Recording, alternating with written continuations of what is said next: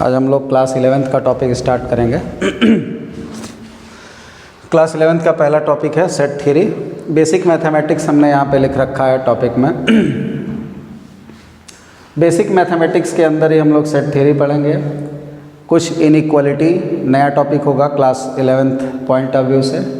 10th तक हम लोगों ने इक्वेशंस पढ़ रखे थे। यहाँ पे हम लोग इनइक्वालिटी सॉल्व करने को सीखेंगे। Greater, smaller, less than, equal to, greater than और इक्वल टू, इस तरीके की इनइक्वालिटी कैसे सॉल्व की जाती है।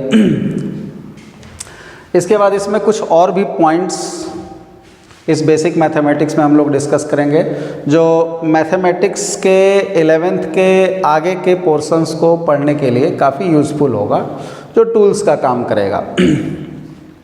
टॉपिक वाइज उसके आगे फिर चैप्टर स्टार्ट होगा। तो मेन यहाँ पर जो इस चैप्टर का नंबरिंग आप कर सकते हैं, तो basic mathematics chapter number 0 class 11th का, और इस बेसिक मैथमेटिक्स का पहला टॉपिक है set theory. Set theory ICSE board के स्टूडेंट्स वगैरह शायद 9th या 10th में भी थोड़ा बहुत पढ़े होंगे। सीबीएसई या बाकी जो स्टेट बोर्ड्स हैं इसमें सेट थ्योरी बिल्कुल क्लास 11th से स्टार्ट होती है। सेट थ्योरी से डायरेक्टली क्वेश्चन जेई एडवांस में लगभग नहीं के बराबर आते हैं। आपके स्कूल एग्जामिनेशन में सेट थ्योरी से क्वेश्चन रहेगा क्लास 11th के। जनरल जो आपका जेई मेंस लेवल है उसमें भी सेट थ्योरी के क्वेश्चंस होते हैं।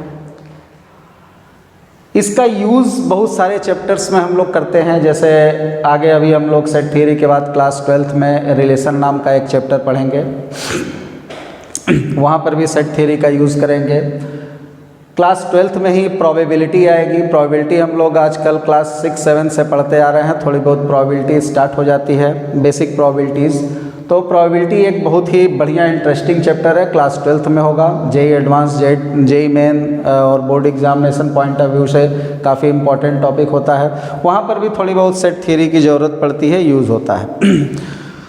इंटरेस्टिंग टॉपिक है, कुछ लोगों के लिए बिल्कुल नया टॉपिक भी है, और क्लास 11th का पहला चैप्टर भी है।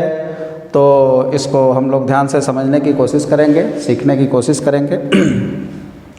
लोड लेके इस चैप्टर को नहीं करना है, बिल्कुल एंजॉयमेंट के साथ इस चैप्टर को सीखने का प्रयास करेंगे। तो सबसे पहले अपन यहाँ पर देखते हैं कि आखिर ये क्या लिखा हुआ है, सेट थ्योरी है क्या। तो सबसे पहले बात करते हैं कि आखिर ये सेट का मतलब क्या है। तो सेट कुछ इस तरीके से डिफाइन किया जा सकता है कि set is a type of collection.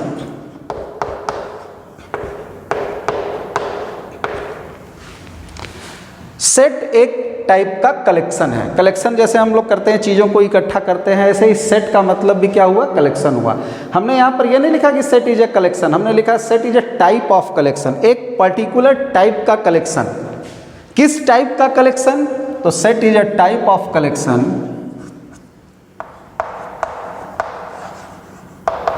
In which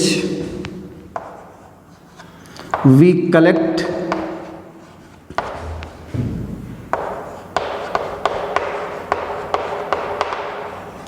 well defined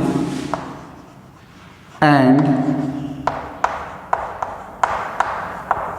distinct objects।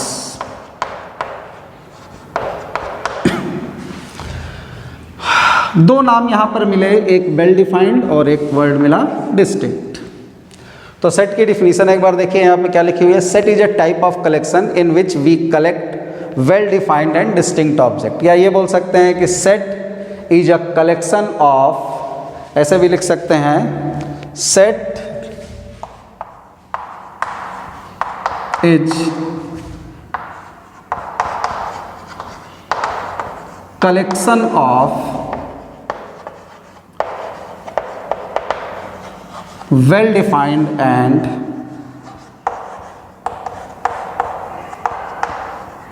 Different objects.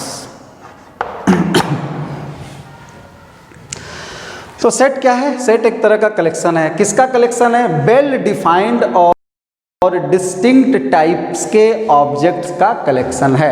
अब इसमें दो नाम आए, कलेक्शन का तो मतलब आप लोग समझ रहे होंगे, चीज़ों को इकट्ठा कर लेंगे। अब यहाँ पर एक नाम आया कि वेल डिफाइंड का क्या मतलब है, और यहाँ एक नाम आया कि डिस्टिंक्ट का क्या मतलब है। डिस्टिंक्ट यहाँ पर हमने फिर यहाँ डिस्टिंक्ट की जगह डिफरेंट वर्ड भी इस्तेमाल किया, तो डिस्टिंक्ट लिखिए या डिफरेंट लिखिए, उससे कोई फर्क नहीं पड़ने वाला है। डिस्टिंक्ट का मतलब होता है अलग अलग टाइप के, अलग अलग ऑब्जेक्ट होने चाहिए।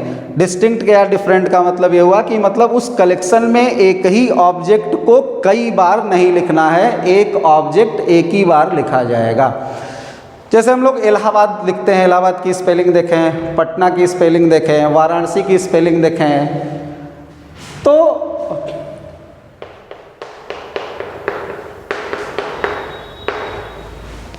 जैसे मान लो इंडिया लिखा हुआ है, ये जो इंडिया यहाँ पर लिखा हुआ है, ये इंडिया किससे किसके मिल करके बना हुआ, INDI और A से मिल करके बना हुआ है। इसमें ये जो आई वर्ड है ये 2 बार इस्तेमाल हुआ है। यहाँ पर ये जो 2 बार आई आया, यहाँ पर कहा क्या गया है कि जो सेट हमको कलेक्ट करना है ऑब्जेक्ट को, उसमें ऑब्जेक्ट कैसे होने चाहिए, डिस्टिंक्ट ऑब्जेक्ट होने चाहिए। डिस्टिंक्ट मतलब ये INDIA, अगर हम इसका कलेक्शन कर लेते हैं तो इस कलेक्शन को हम सेट नहीं बोलेंगे। इस कलेक्शन को सेट इसलिए नहीं बोलेंगे, जैसे इंडिया में जितने भी अल्फ़ाबेट्स हैं इन सबको एक जगह अगर कलेक्ट कर लिया हमने तो ये कलेक्शन हमारा सेट नहीं कहलाएगा। क्यों नहीं सेट कहलाएगा, क्योंकि इसके अंदर आई 2 बार आया है, और यहाँ इसकी डिफिनीशन क्या कह रही है कि ऑब्जेक्ट डिफरेंट होने चाहिए। यानी कि अगर हम लोग इस INDIA यानी इंडिया में जितने भी अल्फ़ाबेट्स हैं इनको सेट में कन्वर्ट करना है, तो हमको जो ऑब्जेक्ट एक से ज़्यादा बार रिपीट हुआ उसको लिखना कितनी बार पड़ेगा, 1 बार लिखना पड़ेगा। यानी more than 1 times repeated object को भी कलेक्शन के दौरान हम लोग केवल 1 बार ही लिखेंगे according to the definition of set. तो ये इस डिफरेंट वर्ड का मतलब हुआ है, यानी कि जो भी हमको ऑब्जेक्ट का कलेक्शन करना होगा उस कलेक्टेड ऑब्जेक्ट में एक ही ऑब्जेक्ट को कई बार या 1 बार से ज़्यादा नहीं लिखा जाएगा, केवल सिंगल 1 बार ही लिखा जाएगा। दूसरी यहाँ पर बात आ रही है कि कलेक्शन वेल डिफाइंड भी होना चाहिए। तो वेल डिफाइंड का क्या मतलब है वो यहाँ समझने की कोशिश करेंगे। डिस्टिंक्ट का मतलब तो समझ में आ गया कि जो भी कलेक्शन में ऑब्जेक्ट होंगे वो ऑब्जेक्ट आपके एक से ज़्यादा बार एक ही ऑब्जेक्ट रिपीट नहीं करेगा, यानी रिपीटिशन ऑफ ऑब्जेक्ट यहाँ पर अलाउ नहीं होगा। अगर आप एक ही ऑब्जेक्ट को एक से ज़्यादा बार वहाँ लिख देंगे तो वो एक सिंपल कलेक्शन हो जाएगा, उस कलेक्शन को अपन सेट नहीं बोल पाएंगे। कलेक्शन को सेट बोलने के लिए उसके एलिमेंट डिफरेंट होने चाहिए। दूसरी बात यहाँ पर वेल डिफाइंड की आ रही है तो वेल डिफाइंड को समझने के लिए सिंपली अभी जो सबसे आसान तरीका हमें समझ में आता है वेल डिफाइंड समझाने के लिए, वेल डिफाइंड की मीनिंग क्या होती है वो समझने की यहाँ पे ज़रूरत नहीं है, और मीनिंग समझ करके आप इसकी डिफिनीसन को समझ भी नहीं सकते हैं। वेल डिफाइंड इस तरीके से समझो जैसे मान लो अगर तुमसे कुछ चीज़ों को कलेक्ट करने के लिए कहा गया, ठीक है, तुमसे बोला गया कि एक कलेक्शन करना है। कैसा कलेक्शन करना है अभी अपन एग्जाम्पल लेंगे तो उस पर बात करेंगे। सिंपली ये समझो कि तुम्हें एक कलेक्शन करना है, उस कलेक्शन में तुम्हें ये पहचानना है कि ये कलेक्शन सेट होगा या नहीं होगा। उसके लिए सबसे पहला जो कंडीशन हमने देखा ऑब्जेक्ट डिफरेंट होने चाहिए, उस पर हमने चर्चा कर ली, यानी एक ही ऑब्जेक्ट एक से ज़्यादा बार नहीं आना चाहिए, ये ध्यान रखोगे कलेक्शन में। दूसरा एक वेल डिफाइंड को ध्यान रखना है। तो वेल डिफाइंड को किस तरीके से ध्यान रखना है, वेल डिफाइंड को ध्यान रखने का एक तरीका यह है कि आप ये सोचो कि जब भी आपको एक कलेक्शन करने के लिए दिया जाए तो आप खुद से जवाब मत मांगो, ये सोचो कि अगर ये सेम काम किसी दूसरे पर्सन को दिया गया होता, यानी कि ये सेम कलेक्शन हमें न करना होता बल्कि किसी दूसरे पर्सन को करना होता, तो क्या वो भी पर्सन वही कलेक्शन करता जो कलेक्शन हम कर रहे थे? अगर तुम्हें ये जवाब मिले हाँ, तो इसका मतलब कि तुम्हारा वो कलेक्शन वेल डिफाइंड है, और अगर जवाब मिले कि नहीं ऐसा नहीं है, वो चाहता तो उसके अलावा कुछ और भी कलेक्ट कर सकता था, इसका मतलब कि तुम्हारा कलेक्शन वेल डिफाइंड नहीं है। अब ये जो हम बोले इसको समझने की कोशिश करो, फीलिंग कैसे आएगी। फीलिंग का क्या मतलब हुआ जैसे मान लो, डिफिनीशन आप लोग जल्दी नोट कर लीजिए, अभी इसको मिटाएंगे यहाँ पर समझने की कोशिश करो वेल डिफाइंड को फिर से एक बार एग्जाम्पल लेकर के। जैसे मान लो अगर हमसे कहा गया कि इंग्लिश अल्फ़ाबेट में जितने भी वॉवेल्स हैं उनका कलेक्शन करो। इंग्लिश अल्फ़ाबेट में जितने भी वॉवेल्स हैं, हमने बोला ऑल वॉवेल्स, ये नहीं बोला कि 2 वॉवेल 3 वॉवेल, हमने क्या बोला, इंग्लिश अल्फ़ाबेट में जितने भी वॉवेल्स हैं उन सभी वॉवेल्स को कलेक्ट करो। अब अगर हम वॉवेल कलेक्ट करने जाएंगे तो क्या कलेक्ट करेंगे, ए ई आई ओ यू, ये तो सबको पता होगा इंग्लिश अल्फ़ाबेट के vowel A E I O U होते हैं। अब वेल डिफाइंड की बात आ रही है, कलेक्शन तो हमने कर लिया, कलेक्शन हमने किया, ए ई आई ओ यू का कलेक्शन कर लिया, इंग्लिश अल्फ़ाबेट में जो वॉवेल थे उनको एक जगह कलेक्ट कर लिया। ये जितने भी ऑब्जेक्ट हैं इसमें कोई भी रिपीटेड नहीं है, सारे डिफरेंट हैं, ए ई आई ओ यू सब अलग अलग हैं, डिफरेंट की बात हो गई। वेल डिफाइंड की अगर बात करनी है तो वेल डिफाइंड अपन कैसे समझेंगे। अब यहाँ पर इसको वेल डिफाइंड होने के लिए अपने को क्या करना है, अपने को ये सोचना है कि अच्छा अगर ये सेम क्वेश्चन हमसे ना पूछ करके किसी और से पूछा गया होता तो क्या वो भी यही लिखता ए ई आई ओ यू। तो जाहिर सी बात है किसी से भी पूछोगे इंग्लिश अल्फ़ाबेट के वॉवेल का कलेक्शन करो सारे वॉवेल्स का, तो हर बच्चा ए ई आई ओ यू ही लिखेगा। इसका मतलब कि ये जो कलेक्शन हुआ ये कलेक्शन कैसा हो गया, वेल डिफाइंड हो गया। कैसा कलेक्शन हुआ, वेल डिफाइंड। तो इस तरह के कलेक्शंस को हम लोग क्या बोल सकते हैं, सेट बोल सकते हैं। अभी सेट बोलने के लिए बहुत सी कंडीशन इसमें फुलफिल करनी पड़ेगी। अभी आप खाली डिफिनीशन को समझने की कोशिश करो, सेट कैसे लिखा जाता है, कैसे रिप्रेजेंट किया जाता है, कैसे कैसे टाइप होते हैं सेट के, बहुत इसमें चीज़ें अभी आगे आने वाली हैं। तो ये जो कलेक्शन हुआ कैसा कलेक्शन हुआ, वेल डिफाइंड भी हो गया। वेल डिफाइंड क्यों हो गया, क्योंकि हमसे अगर क्वेश्चन पूछा गया होता तो हम भी यही बताते ए ई आई ओ यू, और तुमसे अगर ये क्वेश्चन पूछा गया होता कि तुम कलेक्ट करके लाओ अंग्रेजी के अल्फ़ाबेट के वॉवेल्स को, तो तुम भी यही कलेक्ट करके लाते। डिस्टिंक्ट भी होने हैं यहाँ पर सारे के सारे एलिमेंट, कोई भी एलिमेंट इसके अंदर या कोई भी अल्फ़ाबेट इसके अंदर रिपीटेड नहीं है, मतलब ये वेल डिफाइंड भी है, डिस्टिंक्ट भी है। तो इसको हम लोग क्या बोलेंगे, इस कलेक्शन को क्या बोलेंगे, सेट बोलेंगे। अच्छा एक छोटा सा एग्जाम्पल और लेते हैं अपन। मान लो हमने कहा तुमसे कि 1 2 3 4 5 6 7 8 9 और 10,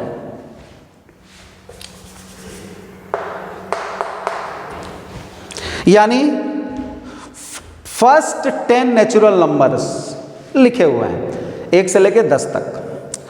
अगर मान लो हम तुमसे कहते हैं कि इस 1 से लेके 10 तक जो नेचुरल नंबर्स हैं, जो प्राकृतिक संख्याएं हैं, इन नेचुरल नंबर में से तुम 3 नंबर को कलेक्ट करो, किसी भी 3 नंबर को कलेक्ट करो। क्या बोला गया, 1 से लेके 10 तक के नेचुरल नंबर में या फर्स्ट 10 नेचुरल नंबर में से आप किसी भी 3 नेचुरल नंबर को कलेक्ट करो। अब बताओ कि क्या वो कलेक्शन सेट होगा। अभी हमने बताया ऑब्जेक्ट डिस्टिंक्ट होने चाहिए, तो जाहिर सी बात है कि 3 डिफरेंट ऑब्जेक्ट हमको कलेक्ट करना है, तो डिस्टिंक्ट वाली डिफिनीशन को तो फुलफिल करेगा, डिफरेंट होंगे। वेल डिफाइंड है क्या, तो अब हमारा क्वेश्चन वेल डिफाइंड के लिए हमने क्या बोला था आपसे कि वेल डिफाइंड अगर आपको सोचना है या पहचानना है तो आप क्वेश्चन क्या करिए कि अगर ये सेम कलेक्शन हमें ना करना होता, किसी दूसरी पार्टी को करना होता, किसी दूसरे स्टूडेंट को करना होता, तो क्या वो भी वही कलेक्शन करता जो हम कर रहे हैं। अगर ऐसा जवाब मिलता है हाँ, इसका मतलब वेल डिफाइंड है, और नहीं इसका मतलब वेल डिफाइंड नहीं है। तो चलो मान लो अगर हम तुमसे बोलें कि तुम इसके अंदर से 3 ऑब्जेक्ट कलेक्ट करो, तो ये क्या तुम जान रहे हो कि तुम जो 3 ऑब्जेक्ट इसमें से कलेक्ट करोगे हम भी वही कलेक्ट करने वाले हैं। यहाँ पर हम यहाँ पर कौन सा 3 लिखने जा रहे हैं, बताओ, बता सकते हो? नहीं बता सकते। तुम कौन सा 3 लिखने जा रहे हो, हम नहीं बता सकते। या कोई भी कौन सा 3 लिखने जा रहा है, ये कोई नहीं बता सकता। यानी कि जो हम लिखने वाले हैं वही सेम कोई दूसरा नहीं लिखेगा, इसकी कोई गारंटी नहीं है। जैसे यहाँ पर अंग्रेजी अल्फ़ाबेट में जो वॉवेल थे, किसी से भी पूछोगे, हमसे पूछो, तुमसे पूछो, किसी से भी पूछ लिया, अंग्रेजी का अल्फ़ाबेट लिख डालो तो हर बच्चा ए ई आई ओ एक ही चीज़ लिखेगा। यहाँ पर हर बच्चा एक ही नहीं लिखेगा, हर टीचर एक ही नहीं लिखेगा, हर पर्सन एक ही नहीं लिखेगा। कोई लिखेगा 1 2 3, कोई लिखेगा 2 3 4, कोई लिखेगा 1 3 4, कोई लिखेगा 1 7 9, यानी कुछ भी इस तरीके से 3 ऑब्जेक्ट कलेक्ट कर सकते हो। तो इस कलेक्शन को हम लोग वेल डिफाइंड नहीं बोलेंगे, ये वेल डिफाइंड नहीं होगा। वेल डिफाइंड होने के लिए एक जैसा ही कलेक्शन होना चाहिए। तो इस तरीके के कलेक्शन को हम लोग सेट नहीं बोल सकते। और ये जो कलेक्शन था, इस कलेक्शन को हम लोग सेट बोल सकते हैं। तो और एक दो बातें देख लेते हैं। जैसे सपोज कर लो,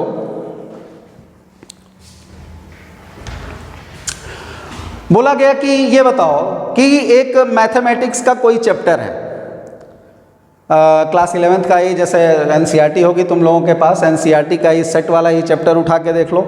अगर मान लो बोल दिया जाए कि इस चैप्टर के अंदर चैप्टर नंबर 1, जो भी चैप्टर हो 1 2 3 जो भी हो, चैप्टर नंबर 1 में जितने भी टफ प्रॉब्लम्स हैं, जितने भी हार्ड प्रॉब्लम्स हैं,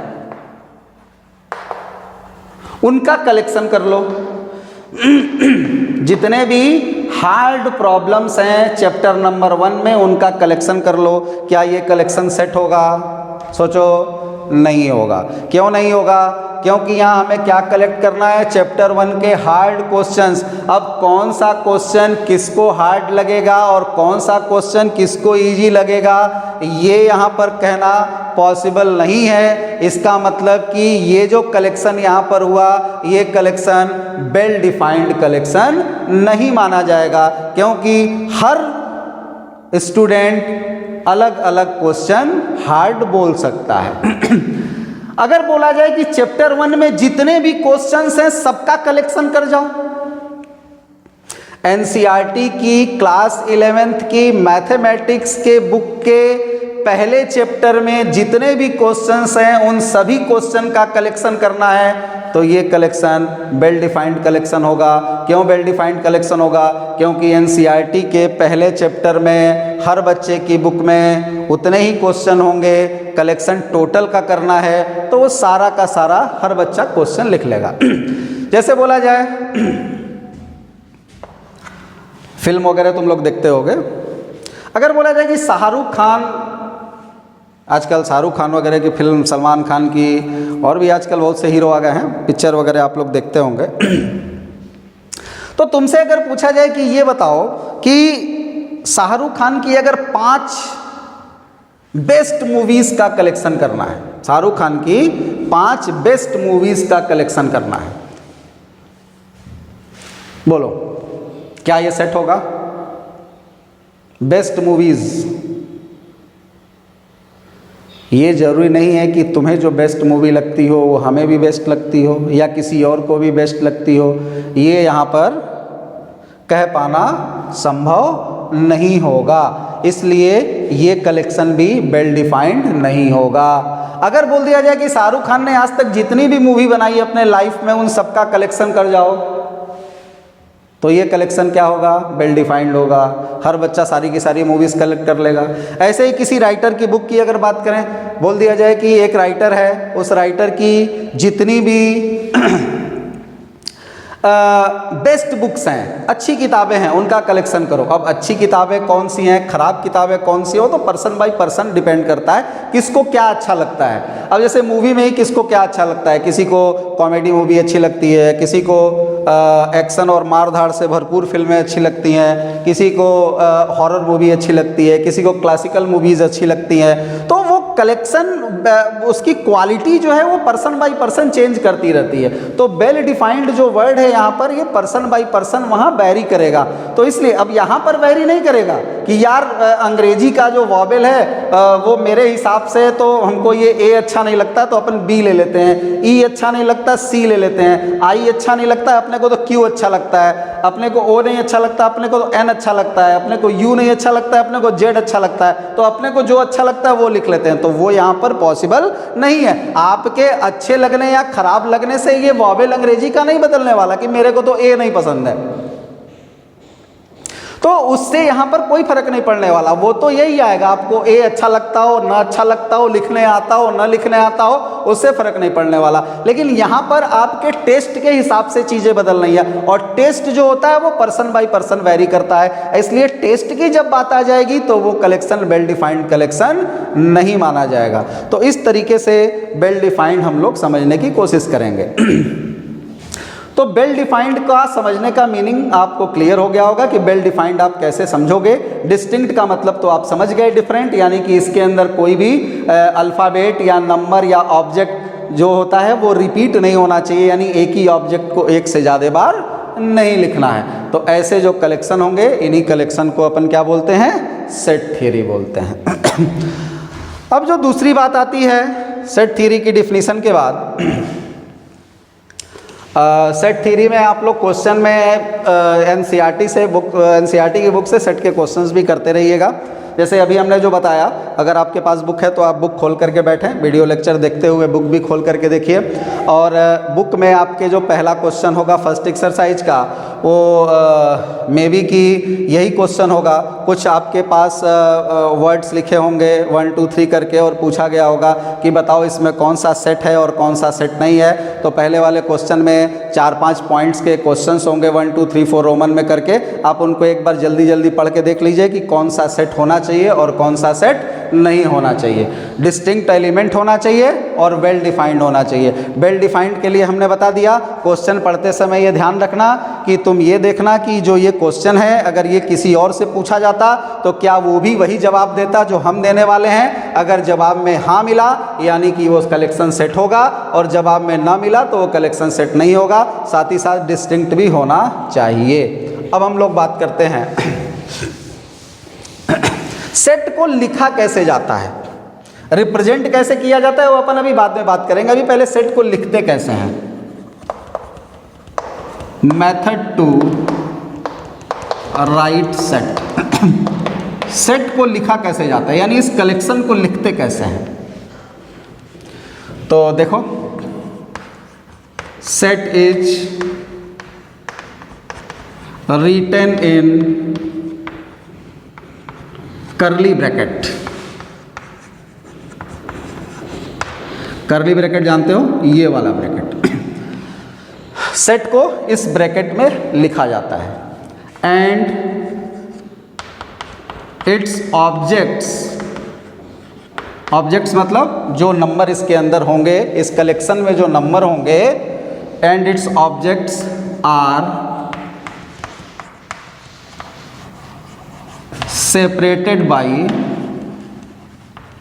कॉमा। कॉमा से इसको सेपरेट किया जाएगा।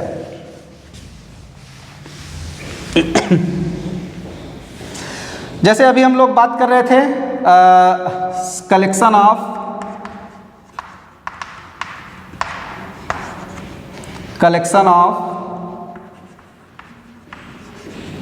Vowels of English alphabets. English alphabet के वॉवेल्स का कलेक्शन करना है। तो क्या क्या होता है vowel, A, E, I, O, you, अभी हमने ऊपर लिखा था। ये कलेक्शन एक सेट होगा, लेकिन सेट ऐसे लिख दोगे तो सेट नहीं बोलेंगे इसको। सेट को लिखने का भी तरीका होता है। सेट को लिखने के लिए जो ऑब्जेक्ट्स हैं, इन ऑब्जेक्ट्स को किस में लिखना पड़ता है, कर्ली ब्रैकेट में लिखना पड़ता है। ब्रैकेट का भी अपना एक इम्पॉर्टेंस होता है, वो ध्यान रखेंगे। बड़े ब्रैकेट या छोटे ब्रैकेट में रखेंगे तो वो गड़बड़ हो जाएगा, उसकी मीनिंग अलग आ जाएगी। वो अभी हम लोग इनइक्वालिटी में पढ़ेंगे, बड़े ब्रैकेट, छोटे ब्रैकेट और कर्ली ब्रैकेट का क्या मतलब होता है। तो कर्ली ब्रैकेट जो यहाँ पर लगाया, एलिमेंट्स को उस कर्ली ब्रैकेट के अंदर लिखा और हर एलिमेंट को कॉमा से सेपरेट कर दिया। अब ये सेट लिखने का तरीका हुआ। ये इंग्लिश अल्फ़ाबेट के वॉवेल्स का कलेक्शन क्या कहलाएगा, एक सेट कहलाएगा। इसको अब collection of vowel of English alphabet बोलो तो कलेक्शन तो है ही है। अब ये क्या बन गया, अब ये सेट बन गया। अब इसको बोलेंगे set of vowels of of English alphabet, English alphabet के वॉवेल्स का सेट तैयार हो गया। दूसरी एक इंपॉर्टेंट चीज़ यहाँ पर क्या है, set is denoted bye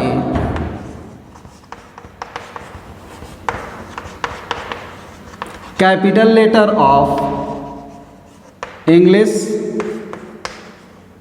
alphabets and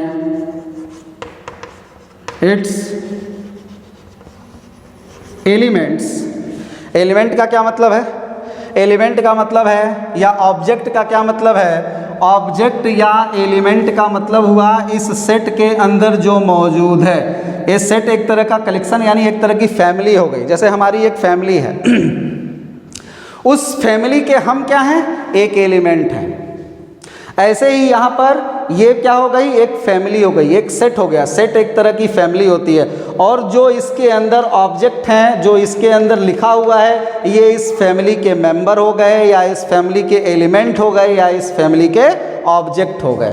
तो set is denoted by capital letter of English alphabet. इस पूरे सेट को, ये जो पूरा सेट यहाँ लिखा हुआ है, इस पूरे सेट को जो डिनोट किया जाता है वो अंग्रेजी के कैपिटल लेटर से डिनोट किया जाता है। कैपिटल ए लिख दिया, ये एक सेट को रिप्रेजेंट कर रहा है, मतलब इसका नाम एक सिंपल सा लिख दिया ए। मतलब ये पूरा, जैसे मान लो हमारे फैमिली में हम हैं, पापा हैं, मम्मी हैं, दादा हैं, दादी हैं, बहुत से लोग हैं, तो उनसे क्या मिला, एक फैमिली मिली। अब फैमिली मिली तो बोल दिया गया कि फला family, Tiwari family, Mishra family, Singh family, Khan family, Pathan family, तो वो एक फैमिली। तो फैमिली का नाम क्या हो गया, ए। अब उसके अंदर जो मेंबर्स हैं वो ABC। अब मेंबर का भी तो अलग अलग नाम होता है, तो उसी तरीके से AEIOU ये मेंबर हो गए, एलिमेंट्स हो गए। तो set is defined by capital letter of English alphabet and its elements are represented by small letter of English alphabet. इसके अंदर जो एलिमेंट लिखे जाते हैं वो अंग्रेजी के, देखो AEIOU हमने क्या लिखा, स्मॉल से लिखा, और ये जो इस पूरे सेट को रिप्रेजेंट किया वो किससे रिप्रेजेंट किया, कैपिटल ए से। अब दूसरी एक इंपॉर्टेंट चीज़ यहाँ पे बता देते हैं, आप इस चीज़ को ध्यान रखिएगा कि मैथमेटिक्स में इन जनरल नोटेशंस होते हैं। इन जनरल नोटेशन कहने का क्या सेंस है कि जो हमने यहाँ पर लिखा कि set is denoted by capital letter of English alphabet, ये फिक्स नहीं है। केमिस्ट्री और आपका फिजिक्स हो गया, केमिस्ट्री हो गया, यहाँ के जो नोटेशंस होते हैं वो फिक्स होते हैं। कार्बन C से डिनोट करते हैं, हाइड्रोजन जैसे आप लोगों ने पढ़ा होगा H से डिनोट किया जाता है। आप लोगों ने पढ़ रखा है फिजिक्स वगैरह में, क्लास 10th में करंट वगैरह पढ़े थे, करंट को I से डिनोट करते हैं, चार्ज को Q से डिनोट करते हैं, टाइम को T से डिनोट करते हैं, डिस्टेंस डिस्प्लेसमेंट S या X से डिनोट करते हैं। तो वो नोटेशंस फिक्स नोटेशंस हैं। मैथमेटिक्स में ये जो नोटेशंस हैं ये इन जनरल नोटेशन है। इन जनरल नोटेशन का मतलब ये नहीं कि इसके अंदर तो सर ने बोला था कि यार स्मॉल ही होता है, तो किसी क्वेश्चन में अगर कैपिटल लिख दिया तो काट के रख दिए कि नहीं ये तो सर ने बताया था कि कैपिटल होता है, या तो सर ने बताया था या किताब में गलत लिखा हुआ है। नहीं, ये इन जनरल की बात हो रही है कि इन जनरल ऐसा किया जाता है। अगर कोई बोले कि नहीं हम तो यहाँ कैपिटल AEIOU लिखेंगे, कोई कुछ कर लेगा क्या, कोई कुछ नहीं कर पाएगा। कैपिटल AEIOU भी अंग्रेजी के अल्फ़ाबेट्स हैं, इंग्लिश अल्फ़ाबेट्स के इंग्लिश अल्फ़ाबेट के वॉवेल्स हैं, तो उनको कैपिटल में भी लिख सकते हो। ये इन जनरल हमने बात बताया कि ऐसा जनरली अगर हमें कोई सेट लिखना हो, प्रोड्यूस करना हो, तो हम इस तरीके से ही प्रोड्यूस करेंगे। हमें अगर क्वेश्चन दे दिया